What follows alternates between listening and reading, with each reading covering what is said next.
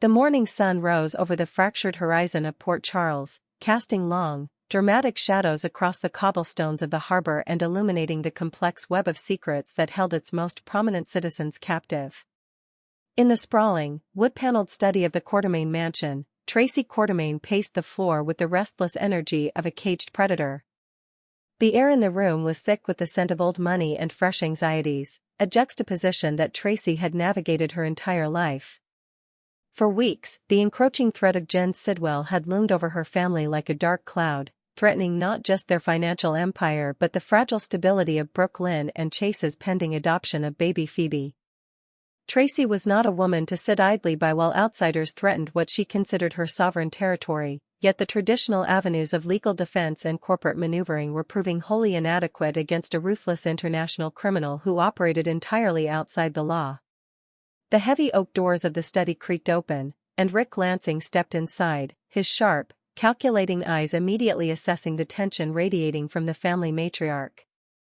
Rick was a man who understood the gray areas of human motivation and legal ethics better than anyone in upstate New York, and it was precisely this fluid morality that made him the perfect sounding board for Tracy's current dilemma.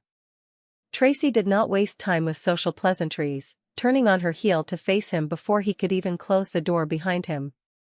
She needed a mechanism to neutralize Sidwell permanently, a strategy that would dismantle his leverage without drawing the scrutiny of the local police department or the federal authorities who were already sniffing around the Quartermaine estate.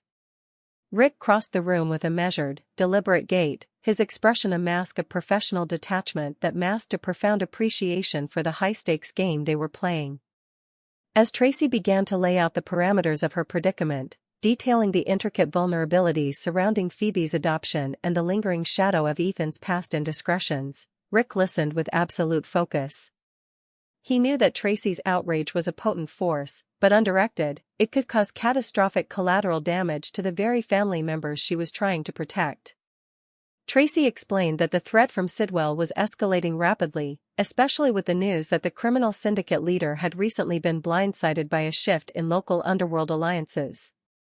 This unexpected vulnerability created a window of opportunity, a moment of weakness where a precisely aimed strike could sever Sidwell's influence over Port Charles for good. Tracy possessed information that could ruin Sidwell, but she needed Rick to fashion it into a weapon that was completely legal on the surface yet devastatingly lethal in its execution. Rick stroked his chin, his mind working through the labyrinthine channels of corporate structures, international maritime law, and domestic adoption regulations. He advised Tracy that standard litigation would only expose the Quartermaine family to counterattacks and public scandal, which would inevitably jeopardize the adoption proceedings with Chase and Brooke Lynn. Instead, Rick suggested a more covert approach, a method of financial and legal strangulation that would cut off Sidwell's domestic assets and force him to retreat across the ocean to protect his crumbling empire. Tracy listened intently, her sharp mind processing Rick's counsel and finding the hidden advantages within his strategic design. This was the kind of sophisticated, cutthroat planning that Tracy respected, a testament to why she had sought Rick's counsel despite their complicated personal history and the general distrust with which the rest of her family viewed him. Meanwhile, across town at the Metro Court, the atmosphere was charged with a different kind of intensity as Carly Spencer stood by the floor-to-ceiling windows overlooking the bustling city streets below. Carly was a woman driven by a fierce, protective instinct that often bordered on obsession, and right now, her focus was locked entirely on a single burning question that refused to let her rest. For days, she had been piecing together fragments of conversations, strange behavioral shifts, and unexplained absences involving Jack Brennan and the intricate operations tied to Turning Woods and the WSB. Carly was convinced that a major deception was unfolding right beneath her nose, and the uncertainty was eating away at her composure. She could not shake the feeling that someone she cared about was being manipulated or put in extreme jeopardy, and she was determined to unearth the truth regardless of the personal cost. The tension in Carly's chest tightened as she recalled her recent confrontation with Valentine, a fiery exchange that had left her with more questions than answers and a profound sense of unease about the stability of her world. She knew that the people around her were playing a dangerous game, one that involved hidden identities, international espionage, and deep-seated personal vendettas. When word reached her that Nina had made a mysterious visit to Jack Brennan at Turning Woods, Carly's suspicions solidified into an absolute certainty that she needed to intervene. Nina's involvement was always a wild card, a volatile variable that could explode at any moment and take down innocent bystanders, including Willow and Michael. Carly refused to stand by and watch another catastrophe unfold, her determination hardening into a cold, focused resolve to demand immediate answers from the source. As Carly prepared to launch her offensive, she found herself stepping into the crosshairs of a conflict that expanded far beyond the borders of Port Charles. Her burning question was not merely about personal curiosity, it was a matter of survival for her family canvas. She knew that Michael was currently engaged in a dark, psychological chess match of his own, attempting to manipulate Willow away from dangerous influences, unaware that the forces aligned against them were far more sinister than standard corporate rivalry. Carly's maternal instincts were screaming, telling her that the hidden truth involved something fundamentally broken within the power structure of the city. She needed to know exactly who was pulling the strings behind the scenes, what Brennan's true agenda was, and how deeply Nina had compromised herself in her desperate bid to establish her allegiance. Down in the shadows of the Port Charles docks, where the fog rolled off the harbor water and obscured the lines between legitimate commerce and illicit operations, Sonny Corinthos was orchestrating a pivotal realignment of his power structure. The recent chaos in the city's underworld had left Sonny exposed on multiple fronts, with former associates questioning his dominance and federal investigators monitoring his every move. Sonny understood that survival in his world required constant adaptation and the cultivation of unexpected resources. When Laura and Sonny had previously turned to Lucas, it was a recognition that the medical and psychological landscape of Port Charles held keys to secrets that could not be unlocked by brute force alone. Now, facing a multi-pronged threat from the fallout of Sidwell's operations and the mysterious disappearance of key operatives, Sonny was preparing to step forward with a helping hand for a new ally.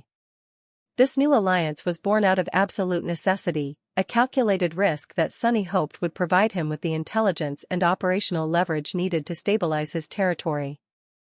Sonny knew that Lucas was terrified of having said too much, a vulnerability that made the doctor both a liability and a critical piece of the puzzle. Sonny's ability to project power depended on his capacity to protect those who held his secrets while ruthlessly neutralizing those who sought to exploit his weaknesses. As he met with his contacts in the dim light of a secluded warehouse, Sonny laid out the terms of his support, offering his formidable security apparatus and his extensive network of informants to insulate his new ally from the impending storm.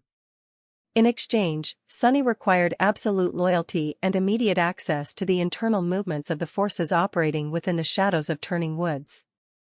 The strategic shift by Sonny was designed to blindside Sidwell, who was already reeling from a sudden loss of operational control and the unexpected defiance of local factions.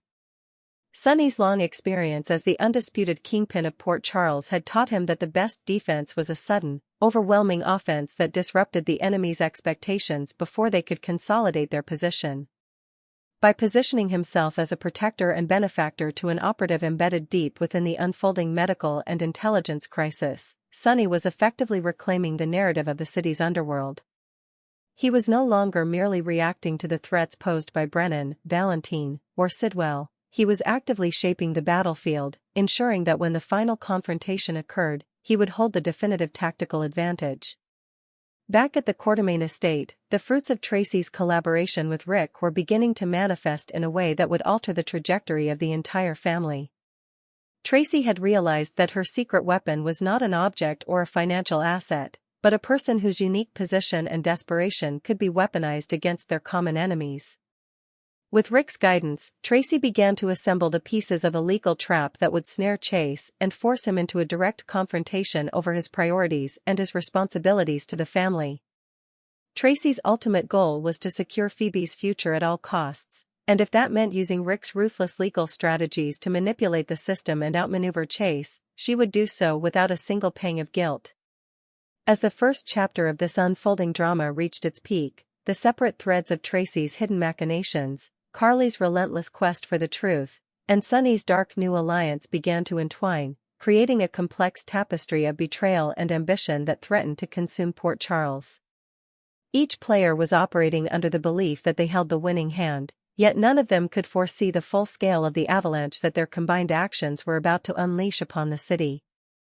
The relevance of the current drama is captured perfectly in this General Hospital video, which showcases the rising stakes and intense character confrontations dominating Port Charles this season. The afternoon sun began its slow descent over Port Charles, casting an amber glow through the high windows of the Metro Court and deepening the shadows that stretched across the city's shifting battle lines. In the wake of her realization regarding Jack Brennan and the enigmatic movements around Turning Woods, Carly Spencer felt a sense of urgency that borders on fierce determination. She knew that in a town built on hidden agendas, waiting for the truth to present itself was a luxury she simply could not afford. Her encounter with Valentine had left a bitter taste of deception in her mouth, and every instinct she possessed told her that a massive storm was gathering just beyond the horizon, one that could easily destroy the fragile peace her family had fought so hard to maintain. Driven by this conviction, Carly arrived at the serene, manicured grounds of Turning Woods, a facility designed for healing that had instead become a crucible for espionage and corporate warfare. She bypassed the reception desk with the practiced authority of someone who refused to be managed, her boots clicking sharply against the polished floors as she sought out the private quarters where Jack Brennan maintained his enigmatic presence. When she finally confronted him, the air in the room instantly charged with electricity, reflecting a battle of wills between two people accustomed to dictating the terms of their engagement. Carly did not offer any polite preamble, she stood before him as an absolute force of nature, demanding to know the exact nature of his interactions with Nina Reeves and what hidden game was being played with the lives of those she held dear. Brennan, ever the cool and collected operative whose career had been forged in the high-stakes fires of international intelligence, merely smiled a slow, inscrutable smile that did nothing to alleviate Carly's rising temper. He gestured toward a seat with a casual elegance that suggested he was entirely in control of the narrative, yet Carly remained standing, an unyielding figure demanding transparency in a world defined by smoke and mirrors. She pressed him hard on the timeline of Nina's recent visits, pointing out that whenever Nina appeared in the orbit of the WSB or Turning Woods, catastrophe for the Spencer and Corinthos families inevitably followed. Carly made it explicitly clear that she would not allow Willow or Michael to become collateral damage in whatever complex, multi-layered trap Brennan was constructing to ensnare Jen Sidwell or stabilize the fractured remnants of the local underworld. As the confrontation intensified, Brennan's demeanor shifted from polite amusement to a quiet, deadly seriousness that revealed the true gravity of the situation. He admitted to Carly that the stakes were far higher than a simple personal vendetta or local territory dispute, explaining that the global ripple effects of Sidwell's crumbling empire were forcing everyone to choose a side before the final hammer fell. He cautioned Carly that her relentless digging could inadvertently disrupt a delicate, highly classified operation that was currently keeping the peace in Port Charles by a thread. This revelation did little to satisfy Carly's burning question. Instead, it only fueled her determination to find independent verification of the facts, realizing that in Brennan's world, truth was a currency traded only when it served an immediate tactical purpose. While Carly was demanding answers at Turning Woods, Sonny Corinthos was formalizing the operational details of his newly minted alliance down at a secluded, heavily guarded warehouse near the industrial docks. Sonny understood that the arrival of international players like Sidwell had fundamentally changed the rules of engagement in the city, rendering old methods of enforcement obsolete against an adversary who viewed the entire region as a minor chess piece on a global board. To counter this threat, Sonny needed an asset who could navigate the institutional and medical corridors of power without raising the suspicions of the federal authorities who continually monitored his primary business operations. His choice of a new ally was a masterstroke of strategic calculation, offering a helping hand to an individual who possessed critical, insider knowledge but desperately required the absolute physical protection that only the Corinthos organization could provide. Sitting across from his new partner in the dim, starkly lit office of the warehouse, Sonny outlined the comprehensive protective envelope he was deploying to shield them from the impending fallout of the Sidwell investigation.